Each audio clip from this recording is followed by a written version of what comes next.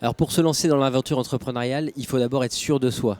Il faut être certain que c'est ce qu'on a envie de faire parce que c'est un tel défi, c'est une telle expérience contraignante au quotidien qu'il faut vraiment être certain du fait qu'on a envie de ça. Ça, c'est le premier point. Le second point, c'est qu'après, il faut faire preuve de persévérance. Il faut savoir tenir sa ligne, il faut savoir creuser son sillon et s'y tenir. Pour trouver des financements, pour accélérer son développement, il y a plusieurs pistes. Les pistes dites conventionnelles peuvent être d'aller voir son banquier, par exemple, mais il y en a d'autres. Faire appel à la foule, ce qu'on appelle le crowdfunding, par exemple. On peut aussi solliciter des entreprises partenaires, par exemple avec Allo Voisin. On a décidé de s'associer avec le groupe RTL, qui nous a mis à disposition de l'argent, mais aussi un espace média assez considérable, ce qui nous a permis de nous développer. Je pense que pour trouver les moyens de son développement, il faut savoir être imaginatif et trouver des solutions, à la condition que ces solutions correspondent bien à la finalité de votre business.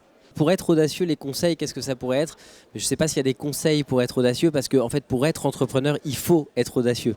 Donc c'est un prérequis, l'audace. L'audace, comment ça peut se traduire quand on est entrepreneur? Quand on est entrepreneur, on a beaucoup de portes qui se ferment, on prend beaucoup de murs, c'est beaucoup d'obstacles. La première des audaces, c'est de savoir contourner ces obstacles, savoir se relever après ce qu'on peut vivre à court terme comme un échec et qui n'en est pas forcément un, mais toujours savoir se relever, continuer, aller de l'avant.